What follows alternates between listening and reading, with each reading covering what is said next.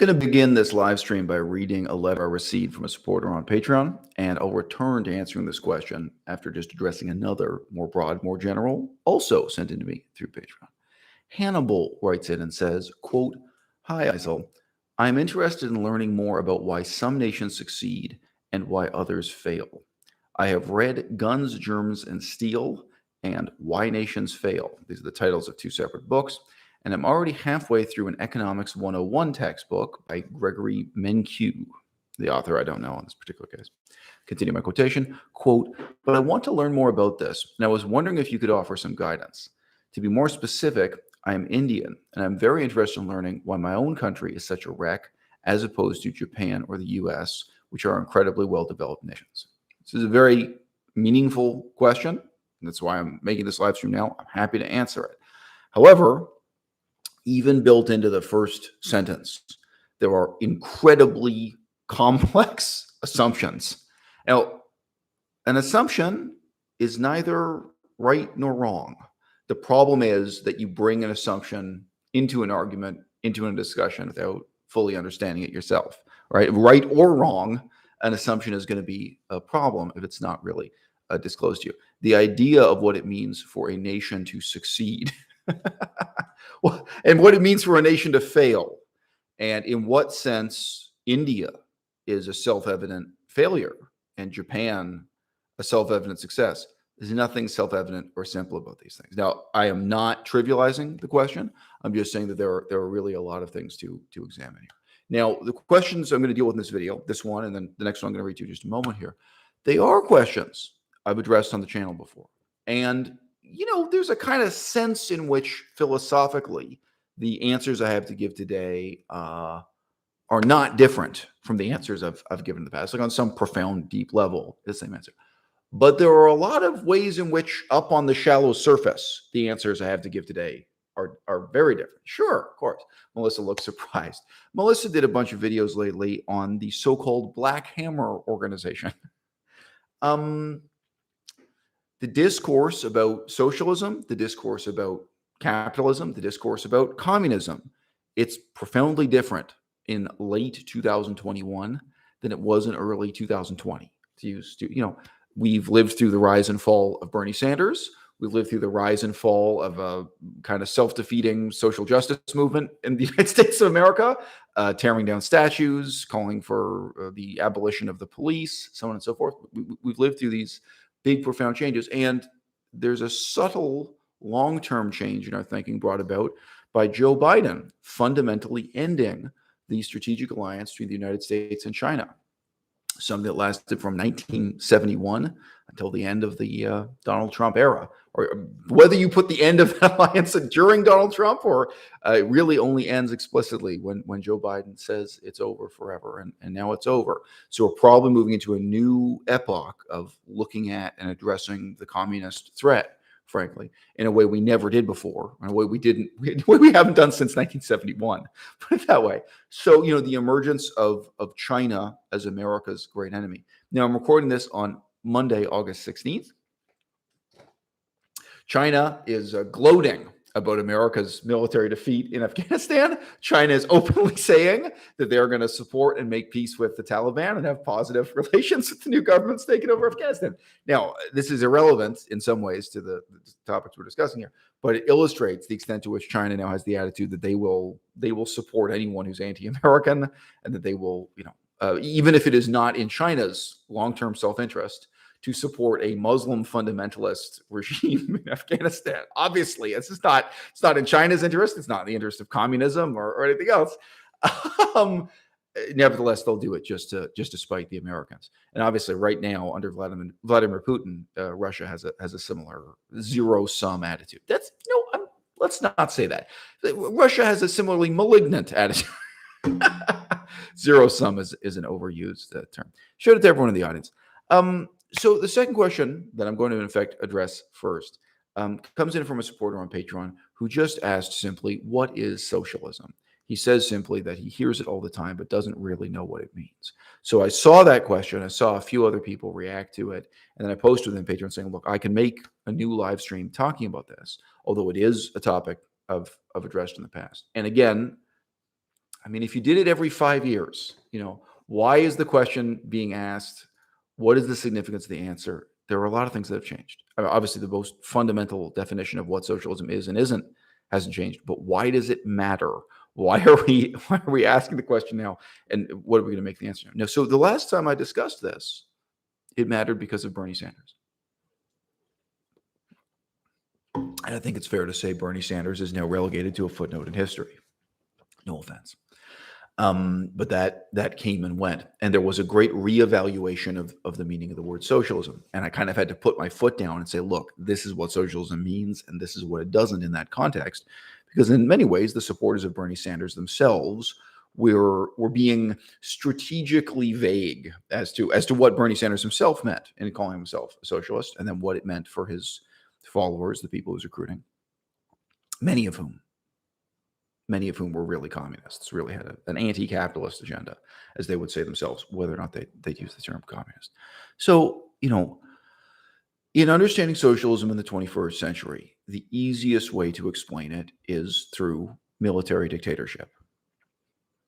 Now, as soon as I say that, some people in the audience might assume I am some kind of right-wing, pro-capitalist, libertarian, or anarcho-capitalist. I am none of those things. There was a time when our idea of what the military meant was quite a bit more complex. Look into how the military operated in the 10th century or the 15th century. There was nothing socialist about it.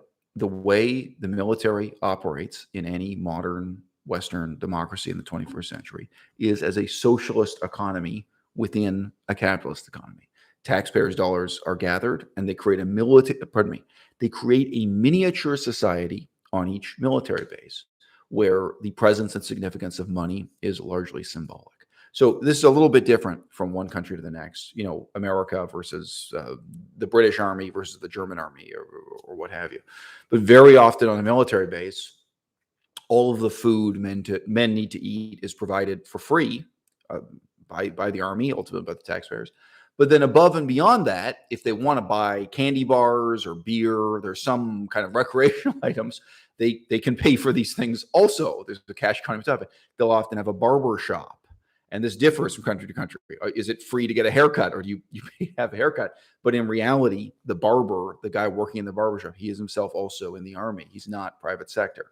The Army has educational programs. Some have whole universities and whole colleges. Differs from country to country with training within the base. To some extent, the education system is completely socialist. It will have, and this is maybe the most significant example of all, they have a medical system, right? They have doctors, they have surgeons. Every stage of medical care has to be provided by the Army. And this is the point. Many people say that the United States of America has a free market healthcare system, that has a capitalist, private, for-profit healthcare system. Not the Army. Within the military, healthcare is socialist. And if you Google it, many of the distinct features of socialism, that's both its critics and its supporters will attribute to the concept, are demonstrated by medical care as provided within the U.S. Army. Now, I already gave the disclaimer. I'm not right-wing. I'm not a libertarian. I'm not an anarcho-capitalist. In this political sense, I'd never describe myself as even being kind of pro-free market. You just kind of have to understand what the free market is and what it isn't, what it's good at and what it's not so good at, what its strengths and weaknesses are. And obviously, it would be completely ridiculous to have a military base and say, oh, well, let's get rid of all this socialism. Let's just let the soldiers go out and buy their own lunch. Let's just let McDonald's and restaurants and let local civilians set up a vegetable market and they can buy their own vegetables. Let's let them get their own haircuts. They can cut each other's hair. Let a private barbershop, show up and do these things. Oh, why do we need to provide them with healthcare? Why do we need to provide them with surgeons and doctors? When soldiers get shot, just let the free market handle it. Just let them go out, let them get out their wallets and go. And really serious. Like if you're a serious anarcho-capitalist, say, oh well, we can just give them a rebate. Like the amount of money we're saving by not charging the taxpayers to provide medical care, we'll give them more cash. We'll give them a higher salary and say, look, from now on, you handle your own medical insurance. You handle your own paying for your own medical services. Go out and find your own doctor in the private sector. It could never possibly work. Now, I'll get into some other situations where socialism is either vastly more efficient or it is really the only option. terms of just organizing people living together in high density in a particular place. So I don't say these things because I'm opposed in this sense to military modes of organization. When you contrast the free market private sector of medicine, so we're going to say the United States here, but this is true of Cambodia. This is true of many countries where you have a significant role for the free market. There's really nowhere in the world that has a true free market for medical services. The government is always involved to some extent. But when you're looking at the contrast between private sector and socialist medical services, okay, one of the most striking things is to compare the military to the free market provision of surgery. Surgeons are paid dramatically less in the military system. Right now, if you went to medical school through the military, so if you learned to be a doctor going to a military college, the cost of your tuition was also less. So you see, this is the pattern of socialism, right? Lower tuition, lower salary. I think you could probably also say longer working hours. Maybe I'm wrong. I think you work pretty long hours as a military surgeon. Maybe I'm wrong. let's assume the same hours. Okay. So the services are provided in a way that is centrally planned. Now, okay, a lot of people, this sounds scary. Okay, what does that mean? Well, there will be some military bases that only have 50 guys, some remote military base in Alaska or something. There are only a few guys there keeping a radar array going and a place for helicopters and airplanes. There are 50 guys on a military base. But guess what? You have to have sufficient medical staff there all the time to deal with an emergency. And they may do nothing for 300 days a year. There may be guys who are being paid by the military like the same salary as someone at a busy base, but they're the medical team just to sit on that base and deal with emergencies at this small place. That's a centrally made decision. Now, if you're a right-wing libertarian or anarcho-capitalist, you say this is inefficiency. It's also robustness, right? So in economic terminology, yes, to have a medical doctor sitting and doing nothing at an army base for 300 days a year, just for the few days a year when there is a medical emergency, right? That is economically inefficient, but it's also economically robust, right? You're prepared. So now, what does robustness mean in this kind of context? This is a great example, frankly. Okay, what if you take the opposite strategy? This could be, again, Canada, the United States, any large country, and frankly, even Greece. You could talk about this, all kinds of countries where you have to have guys stationed. Okay, well, what if you decide to save money as a government, making the central plan decision? Okay, we're going to cancel the deployment of those doctors and nurses. And again, for this base, maybe it's one doctor and one nurse. I don't know. So they don't have medical staff ready to go all the time. We're gonna cancel that. And you know what? If there's a medical emergency up at this remote base, we're just going to be prepared to send in helicopters with emergency medical staff, like as soon as possible. Okay.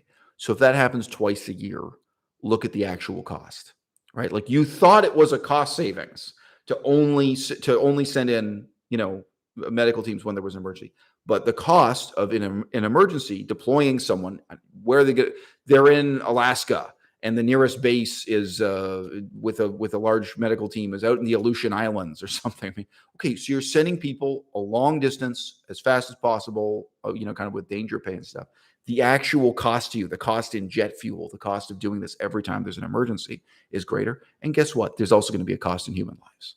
Sometimes people are going to die who could have lived, who could have survived if there had been medical teams there. And the cost of their injuries, like people who don't die, but they have a more serious injury that takes more time, more care, et cetera, right? The actual medical costs are greater because you didn't have someone on staff. So this is this idea of robustness. I remember I used to have one right-wing libertarian fan of the channel, Maud Vegan. She kept her cards close to her chest, but she was really a crazy right-wing anarcho-capitalist libertarian type person. That's who she really was, guys. And shortly after we had our one debate that really revealed what a right-wing nutcase she was, she closed down her YouTube channel. Coincidence? But I gave the example. This is many years ago on the channel of how robustness works. That if you're running a hospital, you may want to pay some staff to stand around and do nothing. And those guys, They're not specialists. They're not like a heart surgeon. They're not a nutritionist. They're not an electrician. They're not a janitor. But you have people who are standing around ready to help, even though they're not good at any one particular job. Because when there suddenly is an emergency, when suddenly you have 50 patients show up all at once, you need people who can just move things around and follow orders and help out. Oh, look, I need you to take this bed, like this gurney, as we say, a bed on wheels, and take it over to the other place.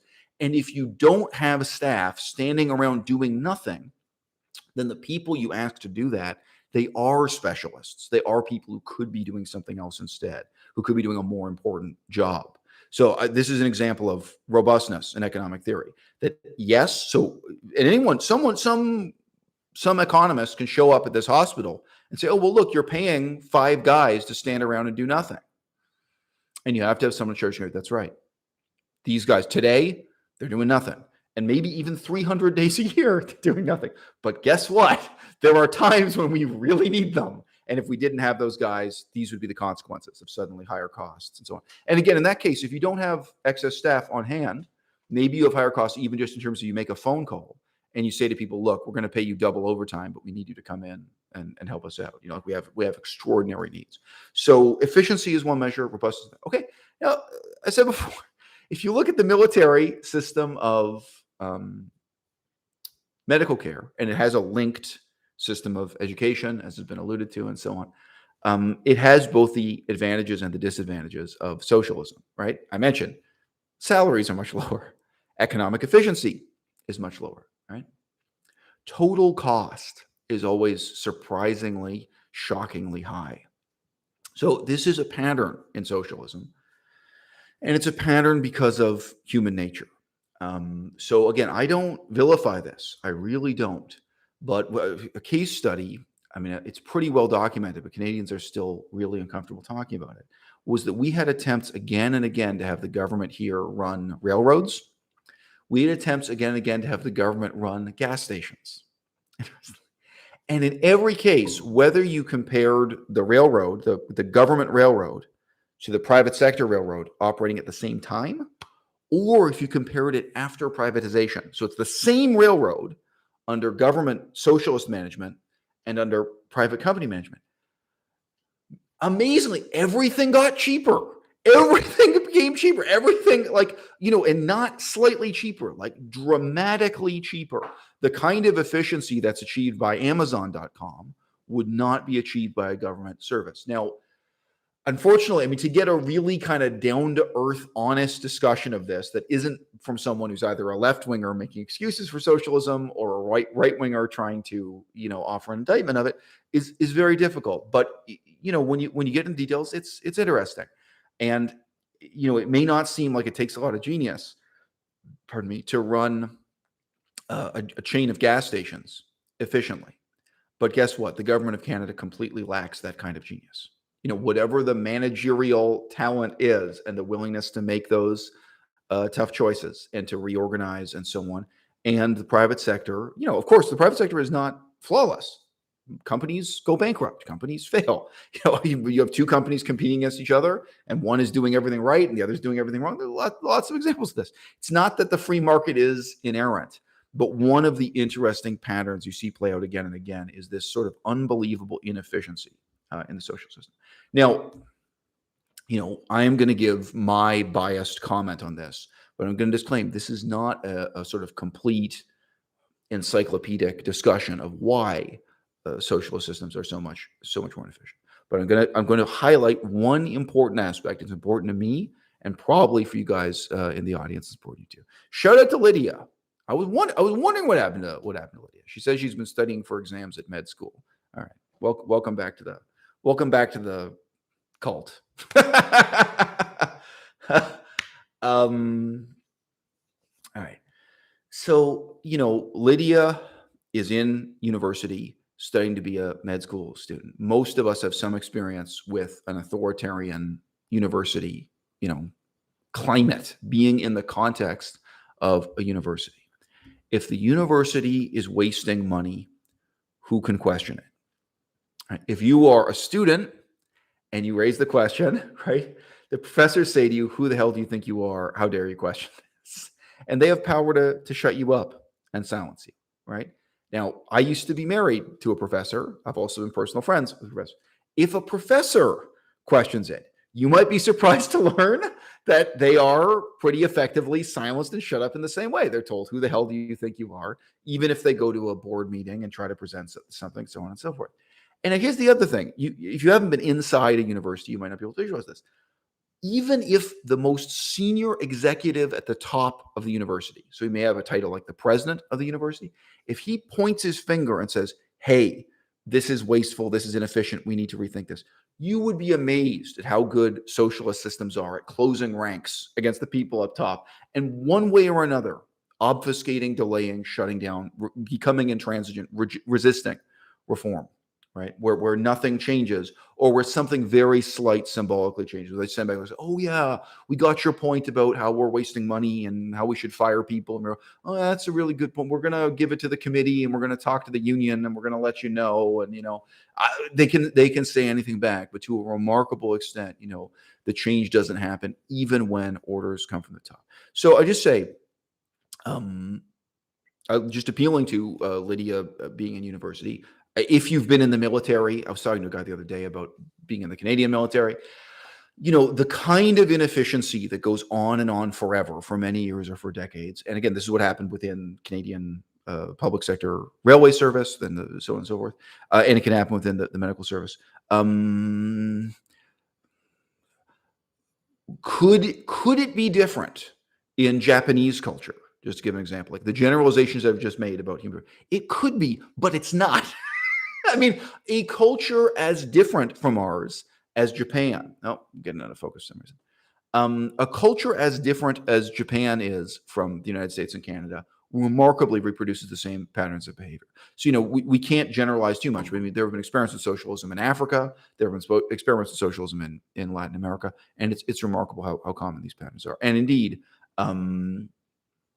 how different is it to be inside university bureaucracy in Japan as opposed to the United States of America or Canada? How different is it really to work inside a hospital in Japan? It's interesting how the same patterns of authoritarianism, frankly, play out again and again. Okay, good question from Frida. All right, so Frida says most socialist systems become dictatorships. So what I'm suggesting to you is different in a subtle and important way. What I'm saying is that socialist systems definitionally are micro. Great. Let's get serious. What I'm saying to you is, by definition, most socialist systems are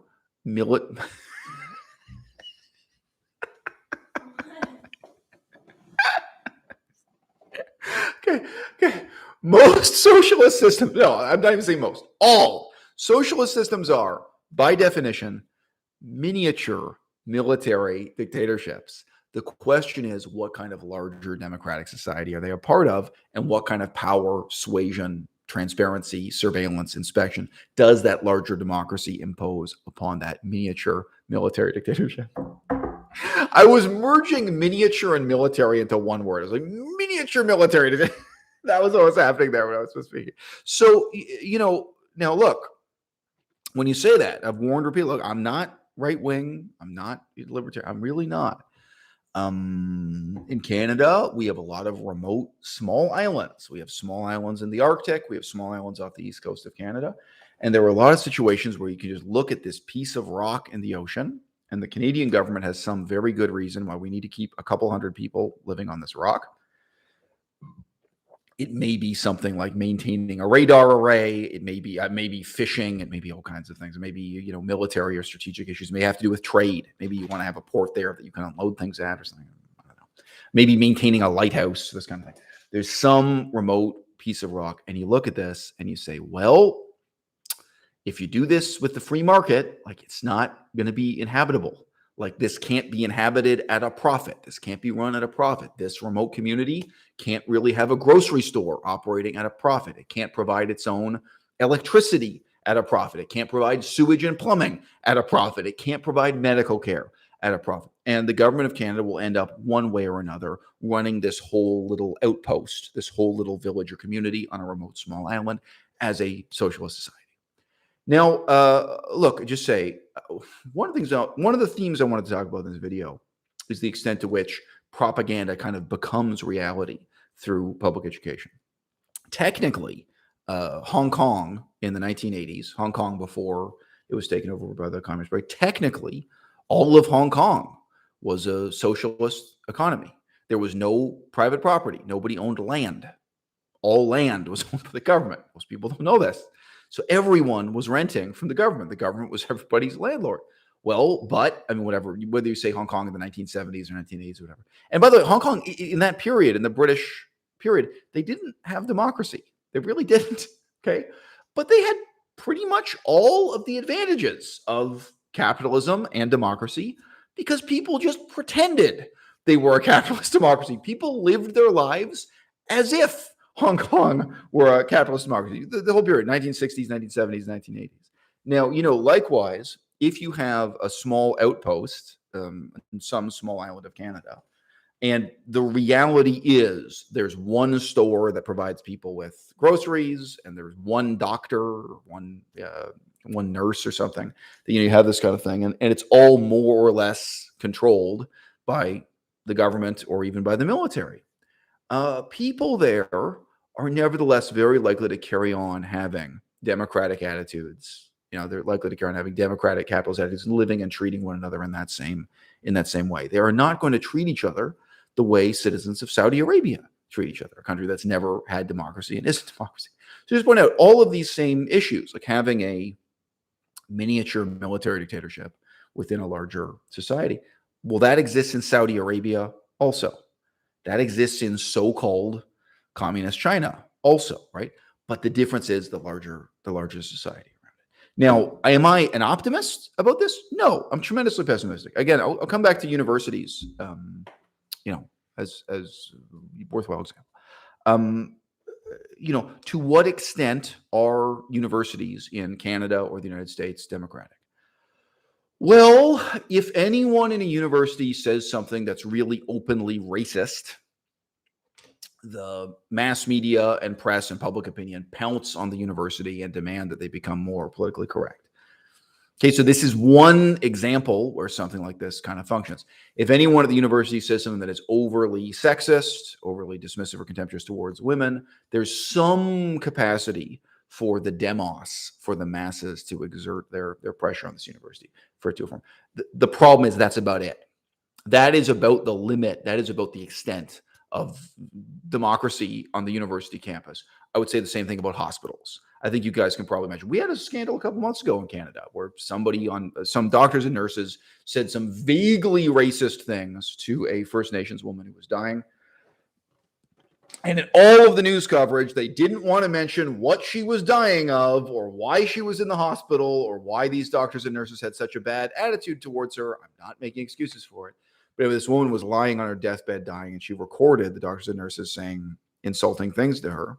And it was probably racist to some extent. But if not, maybe those doctors and nurses say insulting things to all kinds of people. But yeah, it's racist to some extent. It's just being a vulgarian to some extent, also just being a horrible person, being a crass and insensitive person in a situation where you should have some more sensitivity. But and I know a lot of doctors and nurses don't like that. Okay, and there was this mass outrage, and the government of Quebec swore they would solve this problem, that they would eliminate racism within the hospital system. What really changed afterwards? Okay, well, you can compare this to communist China. You can compare this to Saudi Arabia. There are other countries where these little circles, these little miniature societies, military dictatorship, do not even have this level of public oversight, public interest, of democratic invigilation, where they aren't swept along with a larger culture of democracy. So again, no big deal. But even though there is no democracy whatsoever within American military bases, culturally, there's a lot of democracy. And, the fact is that those guys, when they're on holiday or just if they have a weekend where they go into town, they go and they live in a democracy. They carry with them attitudes that make life tolerable within that military base. And that's, in a lot of these things, that's the best you can hope for. Okay, I'm just going to take a moment to to look at these comments. Thanks everyone for writing in. If you guys want to, you can hit the thumbs up button. It'll help some more people discover the live stream. It is no big deal either way. I'm doing this live stream partly to wake myself up. I'm still writing and rewriting my book. I might take a few more months before I publish the book. We'll see. But I've got more to say. I've got more to say on paper and here. And sometimes I get on camera and say, okay, I'll answer some questions from the audience. Trying to sharpen myself up before the book. I'm also quitting caffeine again. Not for the first time, last time. I am almost at zero caffeine, I've got to say. Yeah. I've been drinking only decaf. I had decaf coffee today and decaf coffee yesterday. But let me tell you something. Decaf coffee has more than zero caffeine. It really does.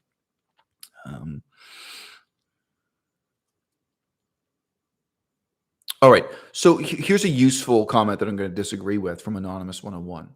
Anonymous 101 says, in a free market, changes can happen faster, while in a more centralized planned economy, you've made a mistake in the writing of the sentence. He says, can't become of the bureaucracy. So I'm sorry.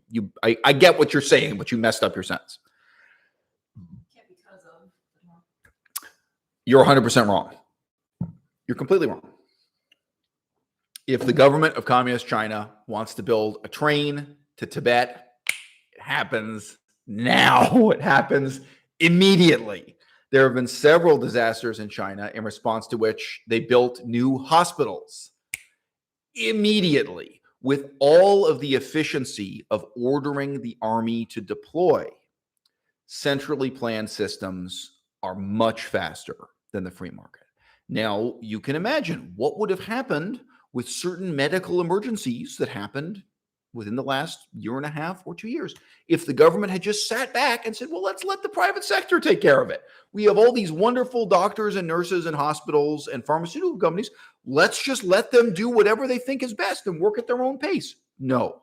So, one simple reason for that is leadership, that when you have centralized planning, you have leadership, you have decisive leadership. And another is just the nature of the budgeting. Right, is that the government is in a position to say, do this now. I don't care how much it costs, or we'll deal with the details of how much it costs later. So no, there's, in terms of making big changes fast, the government wins every time. Now, I'll give you another example. What about solar power? What about changing the way electricity is generated? If you just think of it now, you say, okay, well, let's just let small private companies go out and do their own thing. Okay. What about a centralized government ordering something and making it? Who invented the internet? When you actually go through the history, pretty much the whole development of computer technology came about because the government, especially the U.S. military, made contracts and made orders and demanded things. And then, private companies contracted out and created them. But I was saying, no, a lot of that impetus and a lot of that direction actually it comes from central planning, whatever you want to call it. Oh, so here's a similar reply from Sat12. Sat12 says, quote, he or she does not defend Chinese authoritarianism, but in some circumstances they can be more efficient. For instance, they can mandate new health policies, etc. So I've just said something very similar to what you said. There are massive advantages to central planning in the short term. So I could talk about this all day, but to use a really complex example briefly, the problem is that the advantages in the short term can blind you to the disadvantages in the long term, right? So, all right, stick with solar power. You could order the military, literally the military, to produce and install solar power cells across the country. Like not even contracting out. You're going to say, okay, we're going to take the military corps of engineers and we're going to take a whole bunch of guys. We're going to take the sniper corps, like take guys whose job is normally shooting guns, some totally unrelated branch of the military. We're just going to take men with guns, ask them to put their guns down and start installing thousands of solar panels that we're going to produce. And you can get it done very, very quickly. However, there are people living in Kansas. There are people living in Wichita, Kansas. There are people living in all these different places. And after your mobilized army team is swept through town, they're going to say, well, we don't have small businesses here with the know-how to repair and improve these things. We don't have companies with a grid working that can collect this power and pay us for it. There are kind of all these other organic elements of what would really make solar power work in any given place that rely a lot on the private sector and just on people having know-how and responsibility and so on. Now, I would say many countries have had to make the decision about whether they want to develop telecommunications infrastructure now fast and have the government do it at a tremendous cost, or have telecommunications infrastructure develop more gradually with more private sector, more decentralized, and thus uneven innovation. And there are advantages and disadvantages to both. But yeah, if you want it done today, it's going to be socialism, and it's going to resemble the military. Because again, I just gave this example of having the military install solar panels. But if instead Joe Biden says, well, it's not going to be the military, they're going to create a new department of the federal government. They're going to wear a different uniform. Well, it's still men in uniform being paid by the government in this service to deploy it. So yeah, there are difficult questions about sort of not even so much long-term inefficiencies, but long-term lost opportunities. And by having the government take that initiative, you are crowding out private sector, individual, innovative solutions that would have pressed in to some extent, especially in a very large economy like the United States of America. So those are tough decisions. Okay.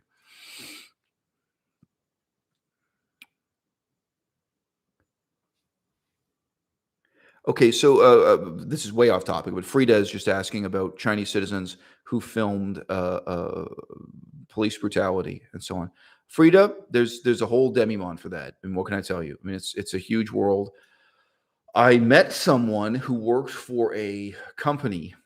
The company, they were a charity, and this company existed just to gather complaints about the Chinese government during the brief time where they were on the internet before they disappeared, and then to kind of chart or track the Chinese government response to these things. The good news is that Chinese censorship of that kind is often paired with a willingness on the part of the Chinese government to go and solve the problem. So it's true that they want to silence people complaining about the problem, but they often do also go out and solve it. Whatever it is that's been exposed in one of these scandals, that they'll roll up their sleeves and go up and So if there are corrupt police officers, it's true that they'll want to delete the YouTube videos exposing the corrupt police officers, but they'll also want to get out and deal with the problem, which is culturally very different from us in the West. I think here we just want to silence the problem. Okay, so Richard is anticipating the next step of conversation here. Richard says that he's very positive about India's democracy and the way that they are now finding their own way, depending on the people rather than the alternatives. All right. Nacho says everyone has to smash the like button. It's no big deal either way. All right.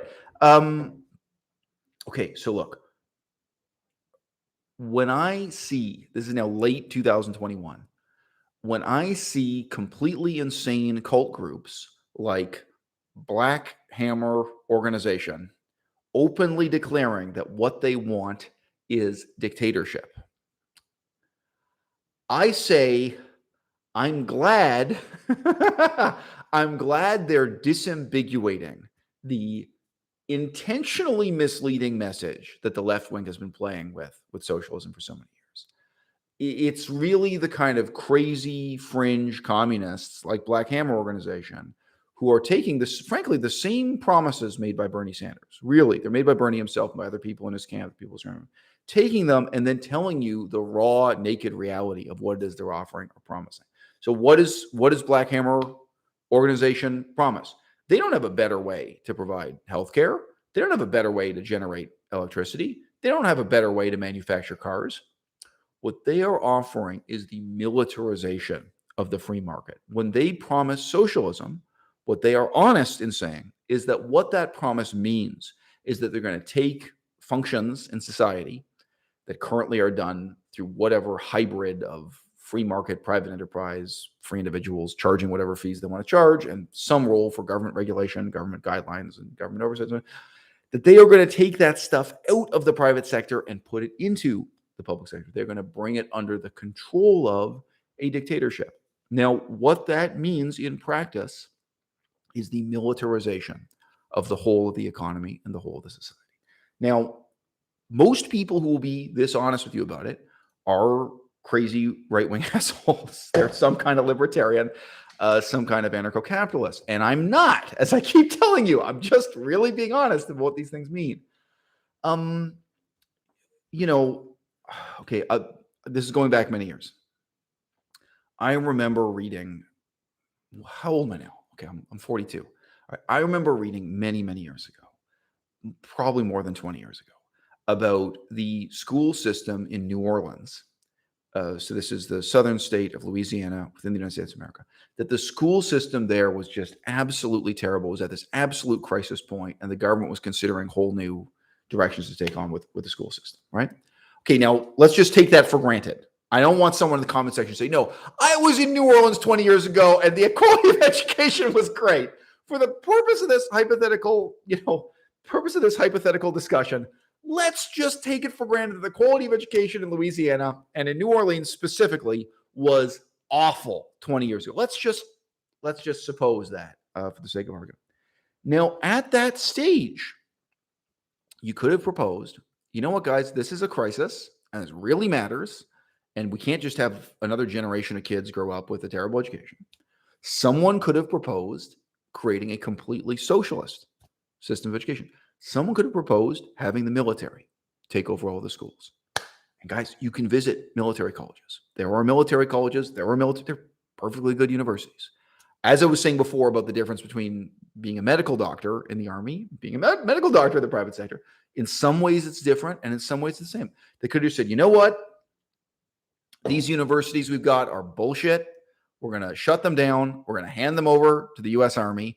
And the same way that there's an official Navy university and there are several Army colleges, these are just going to become Army-run colleges. They're literally going to be, we're going to fire all the professors, or if they want to be hired back, they've got to wear a uniform and get a salary from the military, and that's it. And you know what? The whole way we've organized these little local school boards, that's over. Local school board brochure, we're done with it. It failed. We're gonna organize this in the federal government. Now, again, two things would be happening here. One, the teachers would probably be paid less.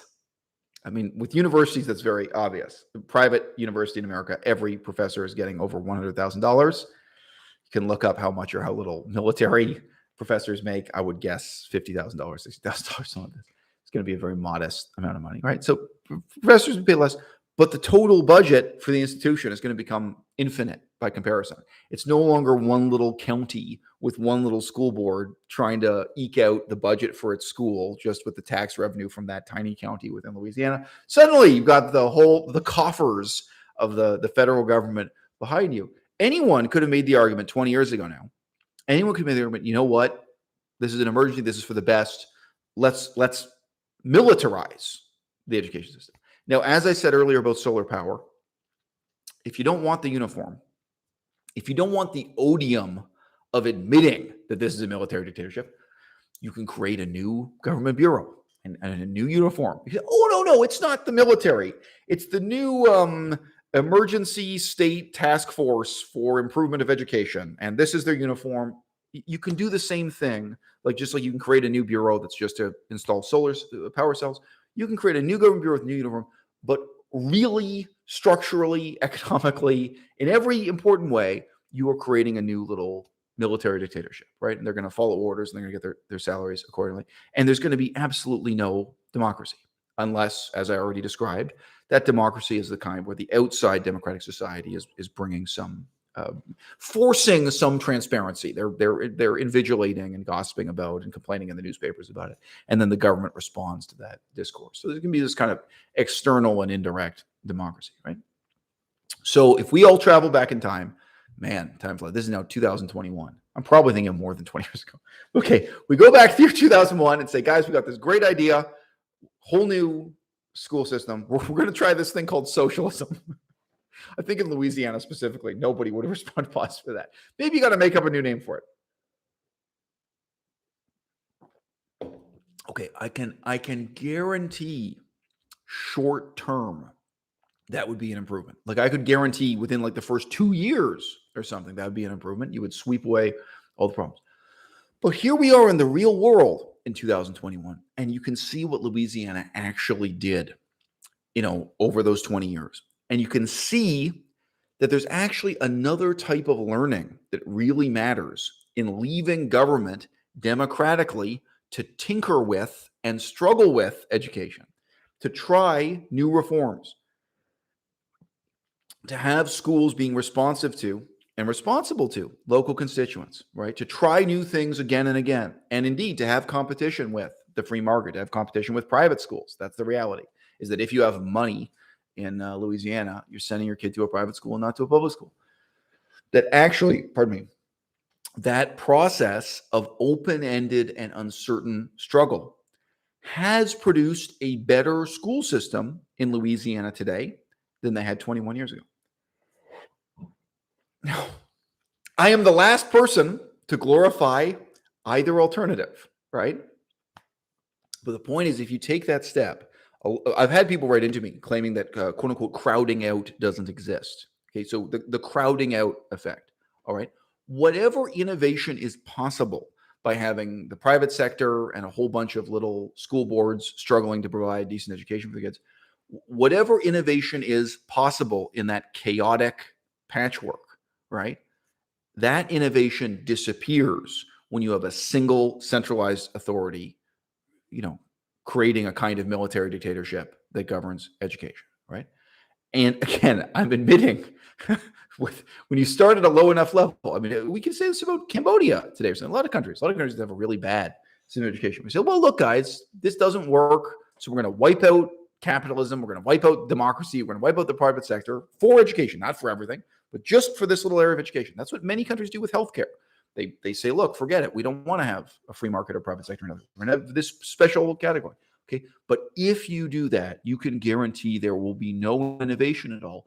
And in a very meaningful sense, there will be no freedom at all. Now, look, guys, I have mixed feelings about this. If you live in Cambodia, I think this is the same thing in New Orleans, Louisiana. If you live in Cambodia, rich people and poor people do not go to the same schools. And it's very easy to feel, and I do feel, wouldn't the world be a better place if the government just made these private schools for rich kids illegal and forced rich kids and poor kids to go to the same school together? It's very easy to feel that way. Now, you have to drive around. I mean, in Cambodia, they're all close together. So you can see there's the school for the rich kids. There's the school for the poor kids. You can walk. I walked there. I never owned a car in Cambodia. I never even rented a car or anything. In a state like Louisiana, I think probably the distance is quite significant to go from the schools where the poor people go. And in Louisiana, New Orleans, there is certainly an ethnic component to this. There's an issue of the history of racism in the state and ongoing racial divisions to rich and poor. You can look at the school where the poor people go, and there are no rich people there. And you can go to the school for the rich people, and there are no poor people. It's very easy to look at that and say, look, all of this can be improved tomorrow if we just take a more muscular approach as a government, a more socialist approach, and say, no, forget it. Rich people are not allowed to go to a private school anymore. No more private sector, no more freedom of choice, no more free market competition, no more competition between schools. We're going to be the best school. We're going to forcibly integrate this. We're going to have one school system, answering to one standard. That is a simple answer to a complicated question, right? And I don't think there's anyone here who knows the American medical system or education system that well to answer this way. But if you can sit down with a doctor who really understands the American healthcare system, and if you said to them, "Hey, look, what for the sake of society as a whole, for the sake of our future, for the sake of social justice, we're going to completely eliminate all of the private universities teaching medicine. There's going to be no more." In the States, most of the famous multi-million-dollar universities, these are all private institutions. I just mentioned the Ivy League institutions. There are some famous government universities. We say, okay, you know what? We're going to completely eliminate private education, and instead, all doctors are going to be educated in the military system. They're all going to go to military school, and they're basically the military medical system is going to swallow the private sector medical system. If you said that to an older person who really knows the American healthcare system and who's being really candid, they might say to you, you know what you're going to do? you are going to eliminate the only competent surgeons in the United States of America. You are going to be replacing competence with incompetence. You are going to be eliminating the elite system of education and replacing it with the worst system of education. There are people who can sit you down and talk you through just how much worse the quality of education and the competence of the people is produced by the worst schools in medicine. So this is a factor. You can look at Cambodia and say, oh, what a terrible thing that rich people are being educated separately from poor people. But you can also look at it and say, at least some people are getting an education. And if we eliminate this problem, I've been to those schools. I really lived in Cambodia. I've lived in Laos too this way. I really looked at it. If you eliminate those elitist schools in Cambodia, and then the rich do not have education any better than the poor in Cambodia, will there be a single competent surgeon produced in Cambodia, a single competent architect, a single competent anything, anyone who's competent at speaking English? So this, you may be, if you eliminate the private sector, you may be eliminating all of the talent you've got actually and potentially for the future. The harm you're doing may really be tremendous. It may really be considerable. So I'm just being honest with you. I don't think the good can wash out the bad, and I don't think the bad can wash out the good. You know what I mean? I do not think either system, frankly, is morally justifiable. I mean, I think you're in a situation where you're looking at two very bad alternatives when you're talking about, whenever you put it into application this way, when you're talking about something like education, something like the medical system, and so on and so forth. So yeah, for me, that's a wrap on socialism. I mean, I really feel like in the year 2022, that just 1 year from now, I feel like we're moving towards a clearer mutual awareness of what socialism is, what the threat of communism is, what capitalism is, not as an ideology, but in practice, pragmatically, and so on. I think that countries like the United States of America are becoming more self-aware about what it is they really represent historically and presently and actually, as opposed to being completely deluded about what the United States represents. You know what I mean? And I do think, just being honest here, I think that within Europe also, Europe is kind of too broad to generalize about. Well, in a recent video, I was talking about the history of neoliberalism, right? Certainly the idea of what left and right mean, what socialism and capitalism mean in England, are much clearer today than they were under Tony Blair or in the immediate aftermath. All right, I will look at the comments for just a second. So sorry, just to be clear, you had this period with Tony Blair. You had the attempt to redefine the Labour Party as a hard socialist party. And then in the last elections in England, you had a clear rejection of that. So England also is step by step moving forward to being, as I say, disambiguating what had formerly been tremendously ambiguous things in modern Western politics. Okay, well, what am I supposed to do? Am I supposed to delete these comments from our most devoted troll? Yeah, the guy's put years into this. Years of his life that he'll never get back.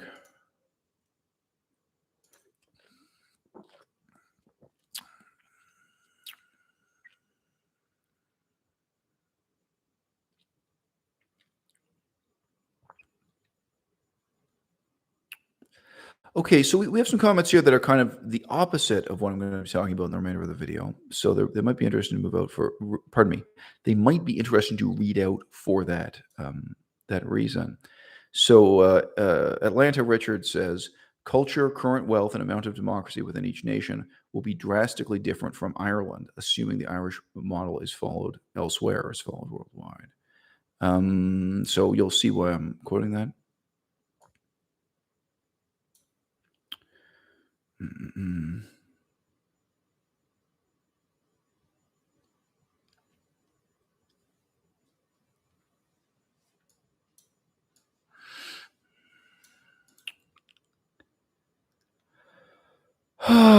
So All right, I won't get into a digression, but this Frida mentions the medical system in Cuba. I'm sorry to say that that's all propaganda once you look into it. Cuba has this system of providing free medical education for doctors, but the doctors who are produced by that, they know less than nurses in our system. So they have absolutely no competence to do things like surgeries. So the socialist Cuban medical doctor phenomenon, and of them accepting students from overseas and training them to go supposedly to go back to their communities and be medical doctors with this free education they received in Cuba. I'm sorry to say, yeah, I was also shocked. I've talked to people face to face who worked with those doctors.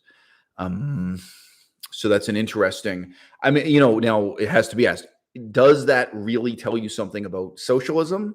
I wouldn't even generalize in that sense. I think what the Cuban example shows you is the extent to which systems of education and government programs can proceed and flourish for years with no connection whatsoever to measurable outcomes. So, to give an example, you can have a school that is teaching people cinematography. Cinematography means filmmaking, how to make films. And the students don't actually learn how to make films. And nobody cares. So for years and years and years, students pay huge amounts of money, $10,000, $50,000, to study cinematography. And they receive a certificate at the end saying, oh, you know how to make films. And in reality, they are just sitting in a classroom where they chit chat with the professor about movies they've watched. People like this. People enjoy it. There were teenagers who were very happy to spend money, put themselves in debt, or spend their parents' money to get an education in so-called film. And all they're learning is film appreciation. And they're writing essays. They watch Star Wars. They write an essay about it. They chit-chat with the professor. They do this for 4 years. But there's no measurement of, okay, but can this kid actually use a camera? Can this kid actually, to give an example I've used talking to filmmakers I know, can this kid take 2 people on a rooftop and film them having a fight scene, a fist fight? Do they know how to set that up and film it and stage it safely and then edit? Are they actually capable of filmmaking? And the answer is no. So you guys have probably heard me use examples about language learning this way. You can have a language learning program where supposedly people are learning Chinese. After 4 years, they can't actually speak Chinese. So that is a very broad institutional phenomenon. And sorry, just a funny comment here. Anyway, that's a very broad phenomenon, and the Cuban socialist medical system seems to be an extreme example of it. Sat12 asks, "What is this Black Hammer organization? Is this an actual organization or theoretical?" Well, Melissa, who is sitting next to me here, made a great video about it, and I do like Melissa's own commentary in the video. But one of the most important parts of the video is just the quotations she uses from Black Hammer. But quoting from their own. So this is a super censored video on my channel. You might not be able to find it searching around. So don't interrupt now. Don't stop watching the live stream now to watch it. But there is Melissa's video on Black Hammer. You do a second one, babe? I remember maybe it was so communism in America : Black Hammer. Okay, right. So that's the one that has the clips from the Skype calls. Yeah. Okay, good. Yeah. That's what I'm thinking of. Yeah.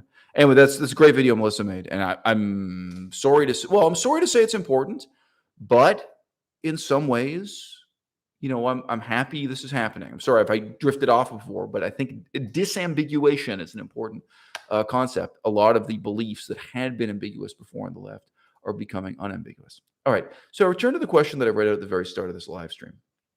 Hannibal wrote in through Patreon. He says, "Hi, Eisel. I'm interested in learning more about why some nations succeed and others fail." He says he's read this horrible book, Guns, Germs, and Steel, and another book that I haven't heard of called Why Nations Fail. The second one I've heard, I do know about Guns, Germs, and Steel. All right. And he says he's halfway through an Economics 101 textbook by Gregory Mankiw, who I don't know. He says, quote, "I want to learn more about this, and I was wondering if you could offer some guidance. To be more specific, I am Indian, and I'm very interested in learning why my country is such a wreck as opposed to Japan or US, which are incredibly well-developed nations." Okay. So guys, all right. So there's a good comment here I want to reply to. All right. So that's the question I'm going to reply to in just 1 second after I reply to this thing that's just been said by William again. So William says school choice for everyone would let inferior and dangerous public schools in the United States disappear. So William, I don't know how old you are. I know there's more to it. There's more to it, right? So we're going through this right now with attempts to reform health insurance in the United States of America, right? So do you have multiple healthcare systems, but the richest people and the healthiest people opt into one healthcare system, one system of health insurance, leaving behind the poorest people and the most disabled people and the sickest people?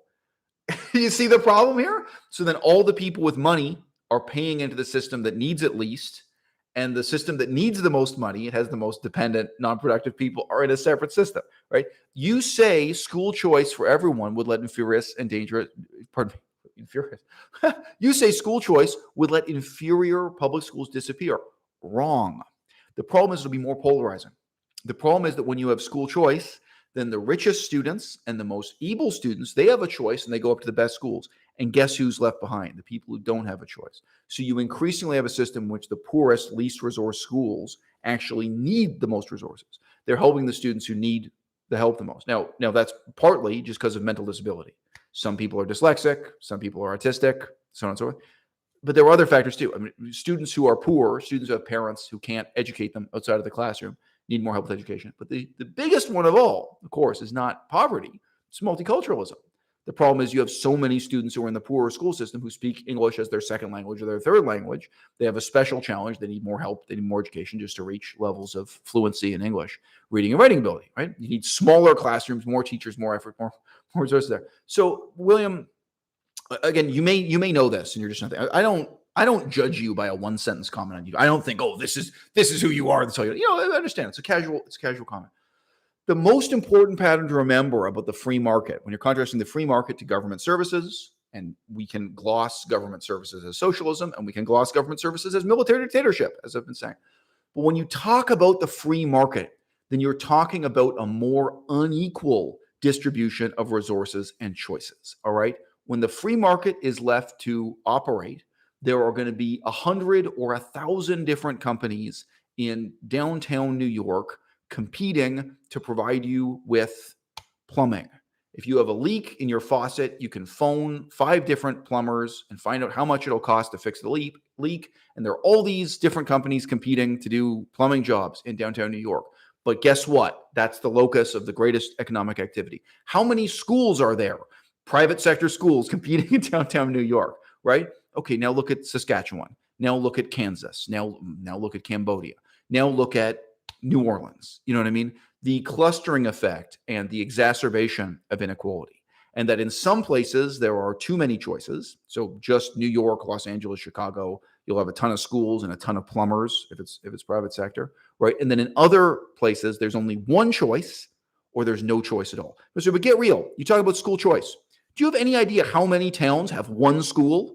There is no choice. Like if you there's one school, either it's run by the government or it's run by a private corporation or private charity. Like either it's both. So like coast to coast, across America, across Europe, even within England. I've been in towns in England where there's one school. They're not going to have 10 schools for parents to choose. This is not reality, right? Now, sorry, beyond that, there are a lot of other conflating variables here, like religion. When you go to a town in England that has 2 schools, you know why? One's Catholic. There's a Catholic school and there's a non-Catholic. This is the reality, right? Sometimes, by the way, there's an Anglican school, there's a Protestant school, where there are religious divisions between schools. Okay, so now you have a quote-unquote choice. How do you like your choice? Do you want to put your kid into a Catholic school, a Protestant school, or a secular school, right? And guess who's in the secular government school, right? Again, you're going to get disproportionate. Some burdens are going to be disproportionately in the public system. So no, school choice for everyone, it doesn't solve the problem you name here, right? The specific problem you name, that inferior and dangerous schools would disappear. No, you know how bad teachers disappear? Because you fire them. You know how bad hospitals improve? Because you show up and you shut them down and you demand they reach higher standards. You need really coercive, really active roles from government going into schools and evaluating them and holding them to a higher standard, right? You need a really coercive role of government going into hospitals and raising them to a higher standard. And guess what? That's the way the military works too. All right. There's no way free choice is going to raise standards in the military. You have people breathing down your neck. You have superior officers. You have people demanding excellence and showing up and evaluating what's wrong when you're not achieving excellence. Right. That's how the school system works. That's how the healthcare system works. That's how all these things work. And it's tragedy. I mean, there's this wonderful dream that right-wingers, right-wingers want to rely on. There's this wonderful, beautiful dream that you can just let people have freedom of choice. You can just let the free market operate blindly, and it's going to result in higher standards for everyone. And it's not true in any sector of the economy in any example like this. So, all right, well, this guy, he is willing to create a new account every 5 minutes to come in and join the. Well, I guess we've learned he doesn't work Mondays. I don't think today's a holiday in Canada. Oh, there you go. Let me tell you something, guys. You may think we have a lot of free speech here in Canada, but we don't. The Harassing Communications Act it's remarkable how little freedom of speech we have. What this guy is doing actually is a crime in Canada, and he actually can go to jail for 2 years for it. So I can provide the link. Let's see. Yeah, a term in prison of not more than 2 years. So there you go. So if Fandar wants to look it up, that's the reality. All right. Okay. So, all right. So again, I wanted to get back to this question from Patreon. All right. Right. So ATL Richard says stages of analysis is lost on most of us. Right. Sorry. I often talk about full life cycle analysis. So don't just think of a single stage. Think about it as an analysis. And I was saying that before in the critique of socialism. Now I'm in effect doing a critique of the private sector option. Right. So Anonymous 101 said, oh, wait. So M. Rowland says, like internet providers and electricity. Exactly. So if you have free market competition for internet provision, you have 10 different options in New York. You have 10 different options in Los Angeles competing. But then a huge part of the United States of America, there's one or zero. Sometimes there's zero, but most places there's one. Okay, you have Comcast or nothing. You have no effects of free market competition.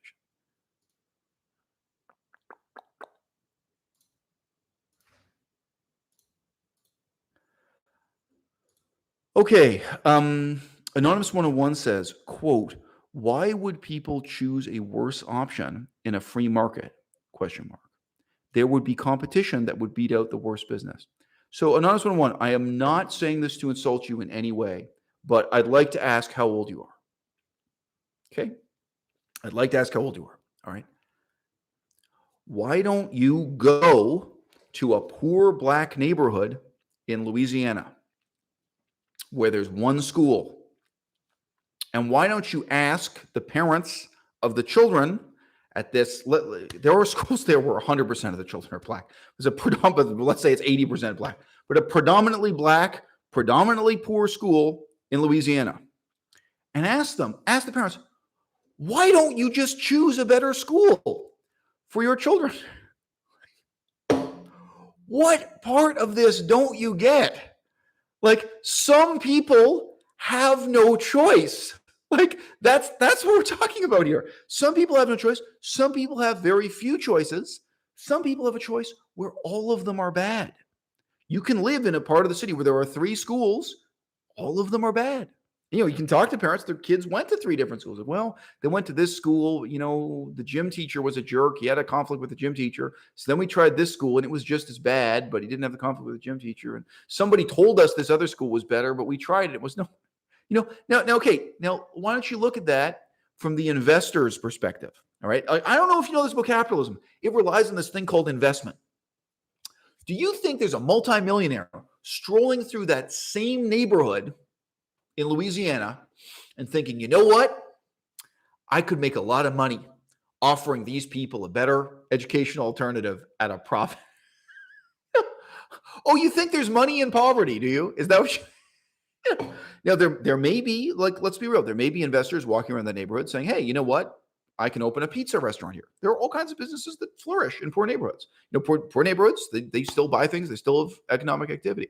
But, what do you think? Someone's going to show up and say, you know what? I am going to spend the next 20 years of my life bringing a really excellent standard of education to this poor black neighborhood in Louisiana. And there are exceptions. And the exceptions are religious maniacs. Right? You think it would be any problem? You could go to Saudi Arabia and do the fundraising today. And you could say, hey, you know what? There's this poor black neighborhood in the American South. And I think if we set up a school here, we can convert people to Islam by offering them a better alternative education. You'll get money. That's what happens with religion. Right? I've seen that going on with Buddhism. there were Buddhist educationalists. There were people who will be committed. They'll be committed because they're religious fanatics, by the way, including mainstream Christians, Protestant and Catholic, who will say, hey, they are going to put the next 20 years of their life into operating a school in this poor black neighborhood, and they're doing it independently of the government through whatever combination of donations would have. Because again, private sector doesn't necessarily mean for profit. You can be non-government. You can be a private sector entity that mostly is relying on donations or what have you. But whether they're Catholic or there are religious fanatics, and obviously I do not support this model of education either. So I'm sorry, but the guy who said this, quote, why would people choose a worse option in a free market? And Louisiana is not the most extreme example. I can talk to you about Cambodia. I can talk to you about Laos. And we can talk all over the world, or whatever. When you get in an ambulance and say, I've been shot, take me to be patched up by a surgeon. What do you think? You think you get out a book of pros and cons and say, well, let's look at what's a good hospital I can go to. Let's look at which one charges a good price or something. You go to the nearest hospital. When I was doing healthcare sector research in Cambodia, so all the research showed, and the other researchers with me, they said, look, it's the same in every country in the world. People go to the nearest dentist, like 90% of the time. Unless they have a problem with the nearest dentist, they know it's a bad dentist, they go to the nearest dentist, they go to the nearest doctor, they go to the nearest hospital. There is no evaluation. There is no free choice. Even when there are other choices, like, I could drive for another 30 minutes and get to another hospital if it's only 30 minutes. People don't live that way. So to me, it's a hilarious question. Why would people choose a worse option in free market? What choice? What are you talking about? And who provides the choice? Investors provide those choices only when there can be a profit made. And again, the fact that you can run a business that makes a profit as a plumbing company in Manhattan, New York City, doesn't mean that you could run that same business at a profit on a remote small island, like a small community with only a few hundred people. And it doesn't mean you could run that business at a profit even in Louisiana, right? So, and plumbing is relatively simple compared to education. And it's years and years of your life. If you are the millionaire investor who's going to run this school, all right, you got to have love. I thought about this, guys. I thought about opening and running a school in Laos or Cambodia. This is my old stomping ground. I was involved in education there and ESL and things. We thought about opening an English school in Taiwan and stuff. It's a lot of love. It's a lot of stuff too. A lot of stuff to sacrifice. Okay, so anyway, cool. So look, an honest one. I'm not trying to beat up on you, but I'm just illustrating this. So he wrote back and said that he's 23 years old. So look, dude, I'm not hating on you, but sure, in the real world, you've got a lot to learn about these things, and some of these things you don't get out of an economics textbook.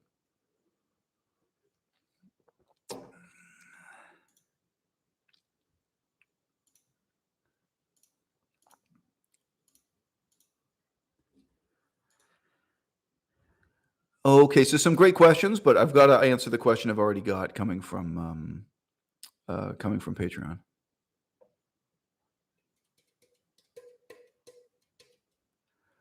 Okay, all right. So there are a lot of fascinating topics here I could digress into talking about. Okay, so all right, I'll deal with this quickly. It's possible I've done a YouTube video talking about this before, talking about reform of education. So William McGeehan says school vouchers for everyone, to let them go where they want. Some schools are violent, and you need armed police at the front door. Philadelphia is a prime example. Okay, so William, why doesn't the free market handle the sewage treatment system? Why does the government have to build pipes connecting your house to a sewage treatment system? Why can't the government just give you a voucher and say, hey, you have sewage, you take care of it? Why doesn't the government just hand out 1 million vouchers to 1 million people and say, look, the government doesn't want to spend time and money and effort on this anymore. Everybody solve their own sewage problem. Here's a voucher. Okay. William, what about roads? If you own a car, build roads. What's your problem?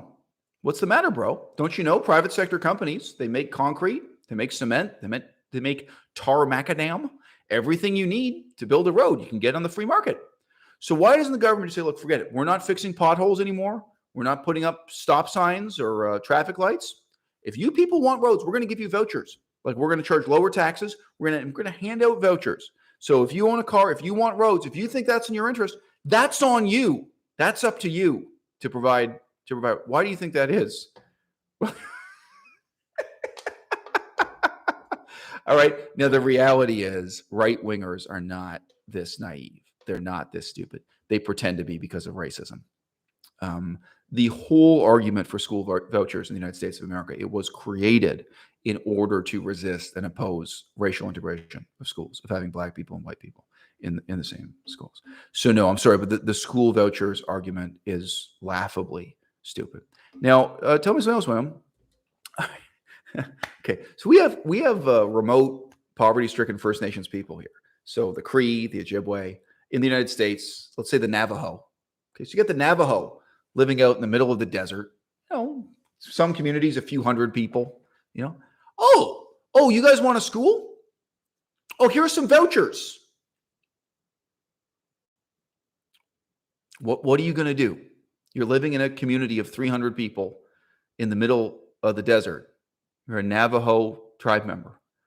How are you gonna provide education for your children with this voucher? Really?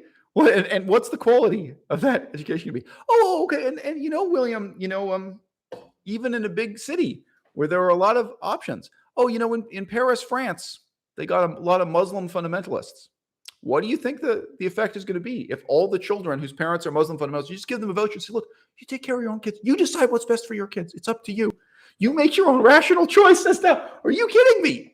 And obviously, it's not just Muslims, whether it's Muslims or Buddhists some parents are just stupid too. Some parents aren't a member of a religion. They're just idiots. They're not capable of making good decisions for their children. The same way they're not capable of making good decisions about sewage treatment plants or building roads, any one of these things, let alone all of them at the same time, right? You know what? People actually can't do for themselves what government does to them. And I'm sorry, but how can anyone be so blind? Education does not operate at a profit. Like, if you look at the sector as a whole, it's a money-losing endeavor. It's a money-losing phenomenon, right? If you want to provide, maybe there's someone in this audience right now who really wants to provide world-class education for the Cree people, for the Ojibwe people, for the Navajo Indians. I'm saying this because they're examples of poor people in remote areas. But there are white people. There were white people living in remote, poor, poverty-stricken areas too. We were talking about black people in Louisiana. There may be some people in this audience right now who actually have some kind of humanitarian motivation to do that. None of you would think about doing it at a profit. None of you would say that you are going to get rich offering education to the poorest and most disadvantaged people in the world. All right. And the voucher thing, I mean, that is a bad joke. That is a footnote at the end of America's long history of slavery, racism, and quote unquote integration. The integration of what had formerly been desegregation, the desegregation of the school system. So, look, but William, again, I'm sorry if you feel insulted. I have to perform. This is a performance to some extent, but I don't assume you're a terrible person. I just assume you've been misled by, the propaganda that, genuinely a lot of right-wing libertarian groups do spread around, that somehow school vouchers will solve the problem. All that school vouchers will do is put more power into the hands of the church, whether it's the Christian church or Muslim fundamentalists or what have you. And there are actually examples within the U.S. where that was why they reversed the policy, where they started moving towards school voucher system. And then they were horrified to see that what this led to, specifically in terms of Islam within the United States. I'm just being honest, I haven't read of any accounts in the United States where they were getting real concerned about Mormonism or forms of Christianity. They should, though. They should be concerned about those things too. But the particular right-wing legislators suddenly realize, oh, whoa, if we remove government from this part of the economy, guess who takes over? Guess who really benefits from it? And as I say, this idea of choice on the free market, it presumes that there is something there already for you to choose between, that's already been produced for you to choose between. Like, you can go to the grocery store and choose between buying bananas and buying strawberries because they've already been created this way. And this is not the reality of how education works. It's also not the reality of how sewage treatment works or how building roads works. You don't get up in the morning, start your car, and think, why would I choose to drive on this road rather than rather than another road built by another company to a different standard or something. So yeah. Okay. So returning to the question sent in from Hannibal on Patreon at long last. Okay. Part of what I do on YouTube is philosophical. I was walking through a graveyard the other day, and I wondered to myself, if I were to choose the words that were to appear on my own tombstone, would I include something about philosophy or being a philosopher? The main thing I do philosophically in these discussions is to help people to visualize a problem. Very often, it's more important than any particular solution. So I give numerous examples of this when it's come to my channel. Very often, face to face, the way I have won arguments is precisely by helping the other person visualize clearly what it was they've been misapprehending before and why it was they were thus disagreeing with me or fighting with me.